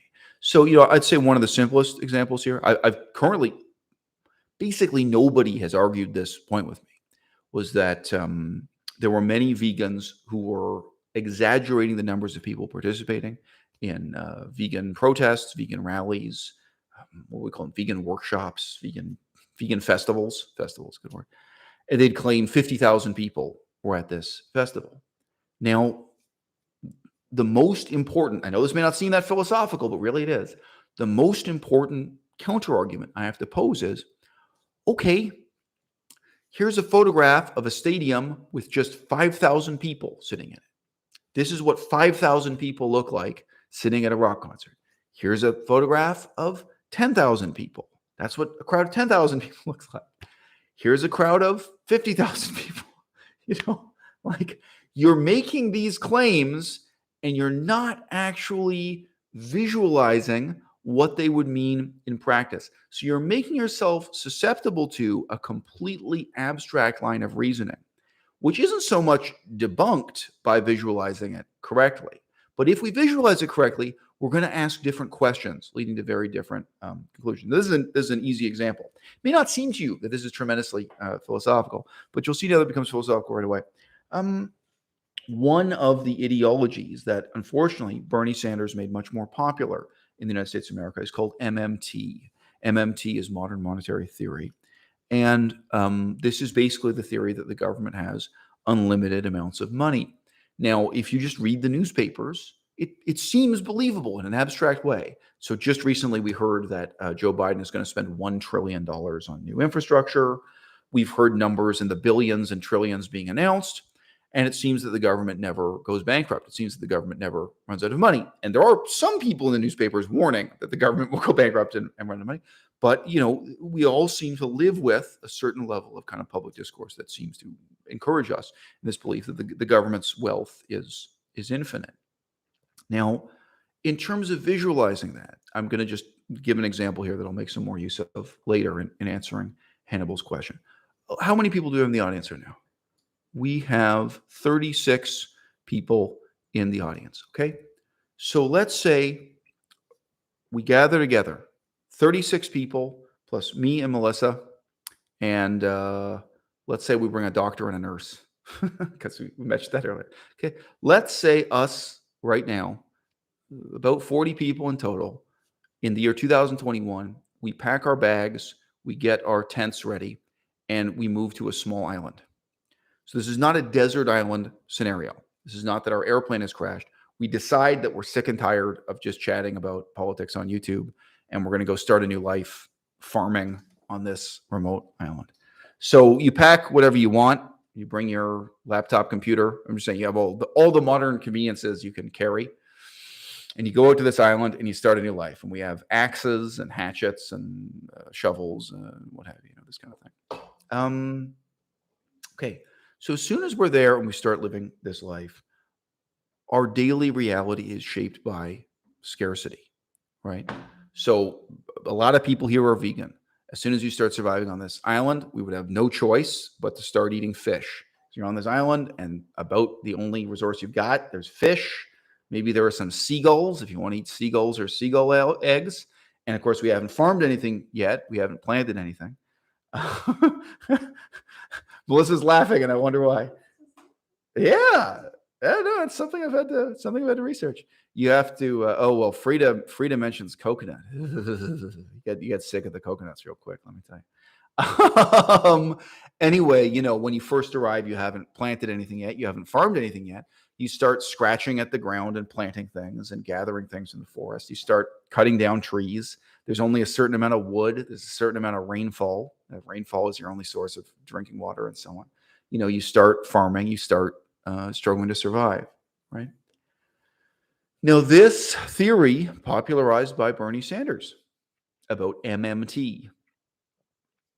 What if somebody shows up, the 41st person shows up on the island and says, hey guys, don't worry, I've got the solution. All we have to do is distribute this currency. And as long as we have a government printing and distributing currency, the amount of currency in circulation is infinite. It's unlimited. So all our problems are solved. Now, this is a visualization exercise, right? There is a sense in which this madman, the 41st person on our island, there's a sense in which what they're saying is true. We can use an unlimited number of tokens and an unlimited number of pieces of paper to represent the transactions in our society. We can use an unlimited amount of currency to represent the things that are being produced and exchanged, right? But that doesn't increase or improve the actual things being exchanged. That doesn't change our actual situation. Yeah. So right away, just in bringing down that level, we're thinking about 40 people on one island. Maybe the only things the island can produce are coconuts, fish, lumber to a limited extent. Whatever we farm is going to take time to grow, maybe 3 months, maybe a year. This is the reality of where we're at on this island. Now, I just want to say a couple more words about scarcity, which again, it's not obvious in a mass society. When you're talking about a mass society of millions of people and billions of dollars, that myth about MMT starts to seem believable. Oh, well, we can keep spending billions of dollars on NASA and billions of dollars on the Olympics while at the same time reducing taxes, and it'll never be a problem. It's just that we've taken too many steps away from the type of economy that we really can visualize on a human scale ourselves. Now, of course, people who have practice, if you have many years of experience in economics, of course, things become easier to visualize. Once you have experience with what $1 million is really like, it gets less mysterious with time and practice. So there you go. Lots of comments from the audience. Nacho says, dude, I'm so ready. Let's buy a motherfucking island. You don't need to buy. Come on, they're giving them away. There are plenty of empty islands. Even here, west coast of Canada, you don't need to buy nothing, man. U.S. and Canada, lots of empty land. You don't even have to go to a third world country. I'm telling you. Okay. All right. So look, I just want to say this a little bit more. I'm going to reply. I am replying to this question from Patreon. Believe it or not. Okay. My point is ultimately, most of us living in the modern world, what we have the most trouble visualizing is scarcity. We can visualize wealth. We know what money means. We know what wood means. We can visualize having a car, having a fancy car, right? But really understanding what scarcity means has become strange to us. It's become difficult, to think from the ground up about what scarcity is, what it means. So on this island, so everybody in this audience, all 40 of us, and so I'm 40, and remember, including one doctor and one nurse, they may become a problem later on, they'll say. All 40 of us are highly intelligent, highly disciplined, highly ethical people, right? Why? Because you're having this conversation, right? We have, honestly, all 40 of us, we probably would do okay on an island. Okay. I've mentioned to you that I have a mentally disabled brother. Severely mentally disabled. What if he moves to the island? Okay. Now on this island, so far as I've described it, there really is no money. There's no point. We all know each other. We're all busy. Think about the process. You're going to cut wood. You're going to build a hut. When you have time, you're going to improve the hut. Right? Okay. Now my brother shows up and joins us. Right? And I'm just going to say, oh, hey guys, we're all going to take care of my mentally retarded brother. It's an imposition on everyone. Right? And if you have no money, there's no simple way to measure it. It's not like you say, oh, well, that's going to cost us so much money. So this is somebody with a mouth to feed. It is a mouth to feed. There's a certain amount of food certain amount of labor, certain amount of time, and this person is going to contribute nothing. My own brother, as I mentioned, he's never spoken a sentence in any language. He can't talk, he can't work, he can't do nothing. He just eats and goes to the bathroom, etc., and makes disturbing noises. He's severely mentally handicapped. Okay, and he needs somebody to take care of him all the time. This person is a 100% imposition cost on our resources, and they produce and contribute nothing. Okay, can we cope with it? Are you guys all motivated to take care of my mentally handicapped brother? Okay, we got 40 people only.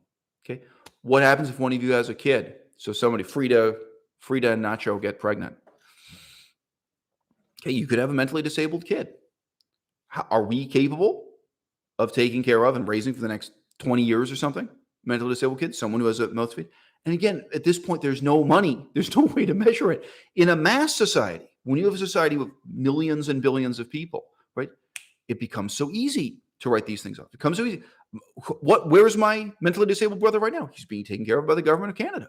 The taxpayers, well, my own taxes in theory, all of us in this society are paying taxes so that my father and his ex-wife didn't have to raise that kid. He's lived his whole life in mental institutions, whatever you want to say, being cared for by professional nurses. His whole life. He still is now. Right? He's being fed and clothed and taken to the bathroom and showered and having his bum wiped for him by professionals who went to university to learn how to do that. It's unbelievably expensive. On our island with 40 people, there's no way we can do that. Now, I mentioned before, the doctor and the nurse, they may also start to say, look, the doctor says, hey, he went to school for 15 years to become a doctor. The nurse went to school for 10 years to become a nurse. And they say, look, you guys, you can't really pay us salary. We understand you're doing this utopian commune here, but if you can't pay us to stay and take care of you and contribute in this way, we got to go, because we could be earning $100,000 or more working at a normal hospital back in normal society, right? Okay, so again, Nacho says we can take turns, right, but it's a huge imposition on everyone. I agree. I know that's how it is. But it's a huge imposition on everyone. You didn't think it was going to get this dark, Melissa? You didn't think? But I mean, this is, what is scarcity? And then, what is the brutality of an ancient society? So you guys know, even ancient Rome, they engaged in overt fantasy, Yeah. Actually, what I thought of when we were talking about the person who would come to the island and introduce MMT, this currency. Right. Well, what would be the currency? It wouldn't be paper. If you're coming up, what would it be? And just that simple thing alone, like being able to have a printing press, take it for Order it from Amazon. Okay, so I have a lot to say about this. The question again, it's problematizing the poverty of India as if it's something extraordinary. All right, as if India, by default, should be a wealthy, powerful country, the same way Japan is, or the same way America is, right? And instead, really, what you need to do is understand scarcity and kind of problematize wealth, understand where wealth arises from. To quote, the title of Adam Smith's book, you have to understand the origin of the wealth of nations. Now, just say, that type of primitive society I've described, the 40 of us all living on an island, and we're all vegan, but we're forced to eat fish to survive. It'd be terrible. We don't sit there complaining about the cholesterol. Gee, back when I lived in civilization, I was vegan, and now I've got to eat clams and cockles, and what is this? But anyway, we're reduced to the brutality of being pescatarian by living on this remote island because we can't farm for crap. And again, farms take years to get going. The fastest turnaround, in my opinion, is the papaya plant, but I digress. Papaya, it's amazing in the tropics. You can plant it, and just a couple weeks later, it's producing fruit for it. But anyway, I've looked at, because of the life I've lived, I've looked at not just the history, but also the archaeology of numerous primitive and ancient societies around the world, where we can see how they operated. So I remember looking at the archaeology of ancient traditional societies in northern Scotland. And what you saw there is this. Up to a certain point, those societies just exist in the small clusters we're describing here, 40 people living in a cluster. And there's a sense in which they have neither wealth nor poverty, right? You have so few people living on this point on the coast of Scotland. It could be an island. Doesn't matter. Doesn't matter if it's an island or just a part of the rocky coast up there. There are so few people that there's unlimited wood and unlimited fish and unlimited drinking water relative to the population. You have so few people that you're not running out of resources. There's a sense in which there's abundance and plenty, right? But there's also a sense in which you're in a state of absolute scarcity, absolute privation. You have to make everything with your own hands. The clothes you wear are the clothes you make. You know what I mean? This is really, primitive, I will say, right? But, I know this may sound hashtag not vegan, but, you will never run out of fish and you'll never run out of wood. Okay. What changes is that at some point in history, the furthest horizon of the free market moves. At some point, instead of killing fish for your own family to eat, you're killing as many fish as possible, drying them in the sun, putting them on a wooden cart, and sending them down the road. And that road goes on and on and on. And it may be like ancient, in the era of Bath, England, being an outpost of the Roman Empire. It may be it goes down the road from Scotland all the way to Bath, and it's feeding the Roman Empire. You're feeding legionaries of the Roman Empire with dried salt fish. Produced. You fish them and then dry them in the sun. It becomes a durable commodity this way in an era before refrigeration. Now everything changes. Now suddenly all of the things in your community that didn't have a price before have a price tag on them, and all the things that were not scarce before are scarce. Now it's possible to kill the fish to the point of extinction. Now you're killing as many fish as you possibly can every day. And now also, you don't just have to wear the clothes on your own back. The fish have a price. You're selling them. You're getting paid for them. You can buy clothing that's made by a person much more skilled than you. It's made in a factory somewhere to some extent, made by a craftsman or a loom or what have you, right? So, this too, in our island with 40 people, the doctor and the nurse say if we don't pay them, they're going to run away. They're going to go live in the big city. They're going to go move to Los Angeles where they can earn $100,000 a year doing the same job. And we say, okay, well, what can we do to pay our doctor and our nurse? We have fish. We have trees. Maybe we can farm papaya. Now suddenly we have to take these things and we have to put them on a boat and take them to the mainland and sell them. And we have to generate enough money to pay for the doctor and so on, right? Small societies like this really exist. One of my former professors at the University of Victoria was a specialist in remote islands of Polynesia and Oceania. So I did with him study and read about some of those societies where, the whole thing is at a small enough scale that you understand how real the scarcity is. One of these islands, I'm not even going to attempt to name them from memory because I'll get the names wrong. But I remember they were bankrupting themselves by just maintaining an army of 10 soldiers. The king decided that he wanted to have 10 men with guns around him all the time. And formerly they hadn't had any at all. Like the island, there was no army, and now they had 10 guys. And this alone was like, there was just no economy to support it. You know what I mean? There was another island I remember where there were race riots between two of the ethnic groups, and they burned down a large part of the only city. And when I'm reading about this, the article is written like more than 10 years later, and it's like nothing's being rebuilt. Like that was it. Like the economy here is fragile enough. You have a certain number of trees producing coconuts. You have a certain amount of money being generated by fish, but like if you burn down a bunch of buildings in the city, there is no money, there's no investment, there are no materials. Like, you have to ship in materials. Where like there's like damage done to the economy is much more permanent and long lasting than it would be in a more massive society. And like the ability of those societies to keep one doctor on the island and to have the materials used to really provide, to provide medicine, to provide education and so on, it's unbelievably limited. Okay. So, my point is here to say at the most primitive and small scale, society emerges out of a context of total privation and total scarcity.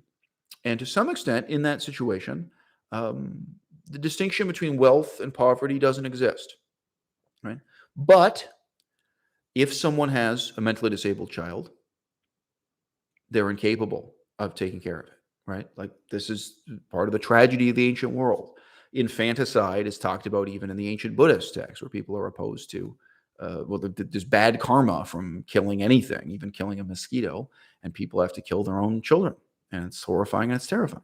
So, there's a sense in which you can try to make this out to be a utopia because there's no money, there's no measurement of the difference between rich and poor, but the scarcity is absolute, right? Now, if you're asking the question, I'm sorry I'm laughing, but from my perspective, it's ridiculous. If you ask the question, why is India not a tremendously wealthy and powerful place in the way that Japan and the United States are? To me, this reflects. I'm not saying this to insult you, Hannibal. This reminds me so much of the left-wing mentality that regards abundance and wealth and plenty as the birthright of humanity, right? So I hear that from the left all the time. I hear that word birthright all the time from the far left wing, from Black Hammer, the left-wing group we talked about, but across the board, I hear this all the time. The idea of a birthright. You're born to this, so you're entitled to have it, and that's it. There should be no question of scarcity. That mankind's birthright is just to have this kind of unlimited abundance. And then what the far left does is they look at the situation and they say, well, if there isn't wealth and luxury and power, if people don't have a wonderful life, if they don't have the kind of abundance and leisure that they're supposedly born to have, then there must be a conspiracy. Then it must be that so-called capitalism has somehow deprived people of the wealth and leisure that they're entitled to by default, just as their birthright. So I hope you see why I took so much time to talk through what really is our birthright, what we really are entitled to by default. And that is a very hard scrabble existence, an existence where there's neither wealth nor poverty, but where we face absolute scarcity, absolute privation all the time, where our options in life are incredibly limited. Now, to be fair, and I'm not just doing this to be a contrapuntalist. I think it's really significant to point out that many people in the right wing indulge in the same type of fantasy, where what they want to justify is deregulating the market, having an unregulated free market. And they justify this by claiming that, again, our natural birthright is just for everyone to have wealth and plenty and opportunity. Like, you work hard, but you're paid well. Like, that's just the default state of nature on planet Earth. And then if there ever is poverty, if there ever is a problem, if the system doesn't work as it's supposed to, then they will attribute this to a kind of conspiracy the other way, where they will blame government regulation. They will blame socialism. They will say, well, if only the free market were left to its own devices, we would all have this abundance we're supposedly born into and entitled to. So, there is nothing mysterious about poverty. There is nothing mysterious about why India would be mired in poverty forever. And, this comes back to the final reason why I introduced this image of us all living on an island. So the 40 of, now we have 41. Someone's got to get kicked off the island. We used to be, good, it's down to 40.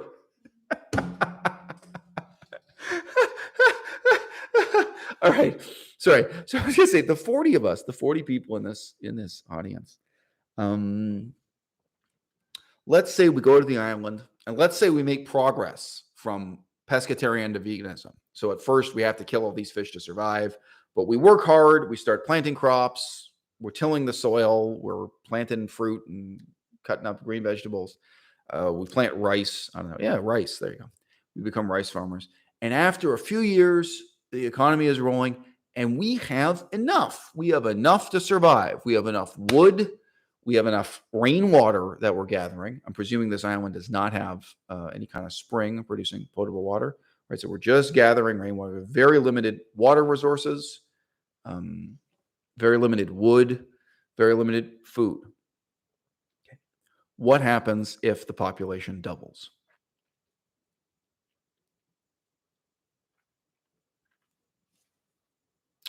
What happens if the population quadruples? What happens if the population increases by 10 to 1? Right? So, this is the side of economics nobody really wants to talk about anymore. Marxists try to make everything about labor as if the reality is, well, I can quote Mao Zedong on this. Mao Zedong refused to deal with overpopulation in China. by inventing the colorful turn of phrase that for every one mouth, there are two hands. I think it was a little bit more. For every one mouth that needs to eat, there are two hands that need to work. Something like this. Like by definition, all human beings are just going to be so productive with their labor that we'll never have scarcity. Population of Afghanistan doubled under American occupation, by the way. 19 years, their population approximately doubled. So we live in a world in a situation of absolute scarcity. We live in a world where the value of what we produce is only measured relative to the market on the horizon we can export it to.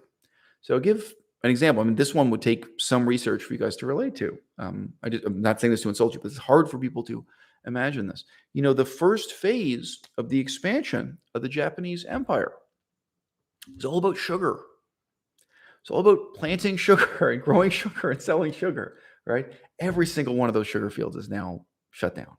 It's no longer profitable. It's no longer productive, right?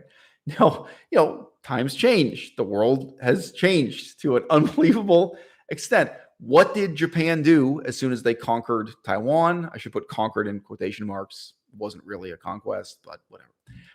Japan expanded its empire to include Taiwan.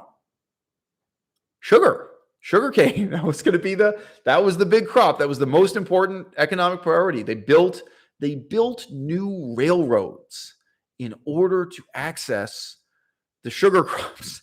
Now, today, can you imagine sugar? Taiwan isn't a huge amount of area anyway. Can you imagine a few little sugar fields, a few little fields of this crop producing enough money to pay for building a railroad even over 50 years in installment? It'll never happen. It's worthless. It's worth pennies. Sure, the idea that sugar would be massively profitable, and it was for a time, right? And the Japanese had access to a market where they could export that sugar, sell that sugar. Doesn't matter what's exported or not. And where that sugar was really worth enough money to pay for building a railroad. Now you can look at India today. What do you think? You think history can repeat itself? You think India can get rich farming sugar? No. Do you think Haiti can get rich farming sugar? No. Haiti can lock itself into perpetual poverty farming sugar. Haiti was poor 300 years ago farming sugar. They're still poor now farming sugar. So I know. I mean, sorry. My first point on this really is my last point. I think the problem with these questions in economics and in political philosophy, it's a problem of visualization. And also, of course, it's partly a problem of attitude and it's a problem of feeling entitled. It is completely ridiculous for the people of India to look at the United States of America or look at Japan and say, we're entitled to this as our birthright. And no, you're not. None of us are. I mean, it's completely ridiculous for the people of India to think that the default mode of life on earth is what exists in the wealthiest countries on the earth, and to think that they can achieve it, without making sacrifices. Now, I think everyone in this audience knows. I don't think I'm going to have to lean on you to prove. I don't think you're going to be terribly skeptical about this. The level of wealth that China has today. China went from being one of the poorest countries in the world. I just mentioned at the nadir of Mao Zedong's communism in China, China was poorer than Mongolia, which was devastating to the Chinese ego. They got down to an incredibly low level of poverty, right? And they have become moderately affluent. There still are poor people in China, but blah, blah, blah. They have made tremendous economic progress during a period in which they had a one-child policy.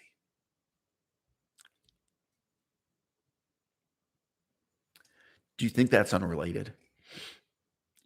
Economic decisions involve sacrifice within a closed system of having finite resources. Whether you're thinking about a tiny island or, a province like Saskatchewan in Canada, where I was in Saskatchewan, basically all the government revenue, all the tax money the government had came from a potash mine. They had a very productive potash mine. There were a few other mining projects within the province. I mean, it might as well be a small island. Alexa, what's the population of Saskatchewan? In 2020, the population of Saskatchewan was 1.17 million people. So just over 1 million people. Okay, guys, 1.1 million people. It's tiny. I mean, in terms of population, it's tiny. In terms of land, it's enormous. So you have tax revenue coming in from just a few industries like this. You have a potash mine. You have a few projects like this, right? And then with that revenue, you've got to provide all these social services for your population. You've got to provide hospitals and education and roads and plumbing and electricity. You have to accomplish all these amazing things with the money generated from just a few of these opportunities. And it's a tremendous challenge.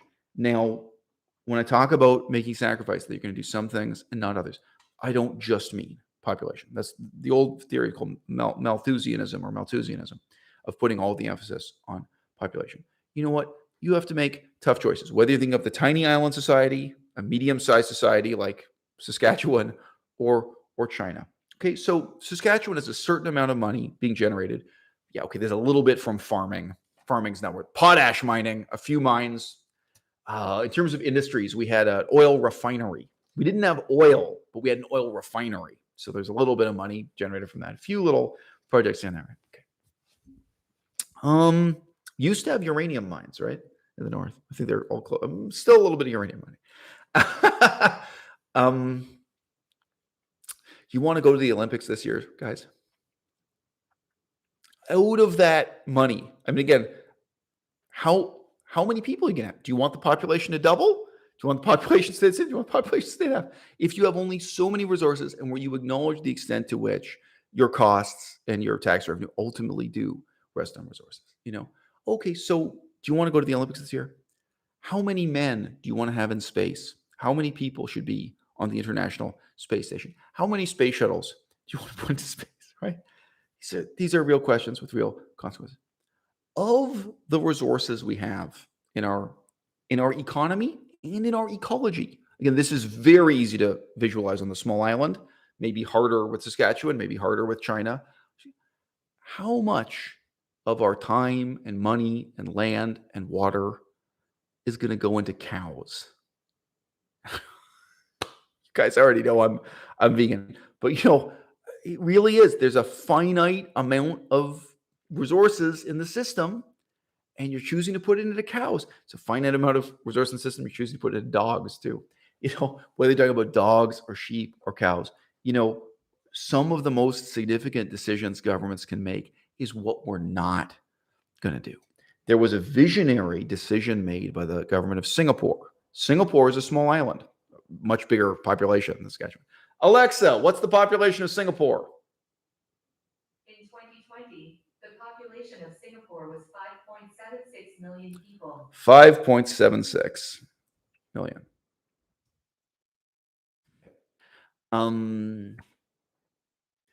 Singapore, one of the most important decisions the government ever made was to kick out the car industry.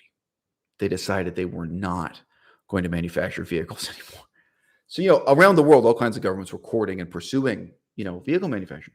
But they did the research, they did the math, and they said, well, we have only so much space. We have only so much pollution we can tolerate. Like, they're not even like against pollution, like the government. It's not like they're crusaders for ecology. They're really not. But like, okay, like within this much area, how much air pollution, how much water pollution, how much resource use can we tolerate? And the reality is, they made the decision just at the right time. They're like, well, the reality is what we're going to go into here. What the real future on this island is circuit board manufacturing. And they talk about it less. There's also guns, munition manufacturing. So there's some high-tech, high-end manufacturing business. They say, you know what? The best thing we can do for the car industry is get rid of it. You guys, plenty of space in Malaysia, Indonesia, go somewhere else. Go to China. We don't care. Get out. Kick out the car. To my knowledge, Sweden made a different decision where they decided to kick out small car manufacturing and focus on big heavy truck manufacturing. It's a little bit different. Sweden's not a small island. It's a question of how to compete and so on. But the decision in Singapore that we're not going to do automotive manufacturing. So this is my point. We could ask the question simply, how much more poverty-stricken would China be today if their population had doubled again, instead of having the one-child policy in the period in which they did have the one-child policy? How much wealthier could India be today if they did have a one-child policy during the same period of time when China had a one-child policy? Now, I'm not a Malthusian. I don't use this as the only example. I don't think this is the one and only example that matters. But the point is that ultimately governments have to make very tough decisions about what it is they are going to do and what it is they are not going to do. And the difference between the wealth of different kinds of nations ultimately arises not from the free market left to its own devices, but to the long-term long-term impacts and implications of those decisions, whether they're made badly or whether they're made well, whether they're made democratically or whether they are made despotically.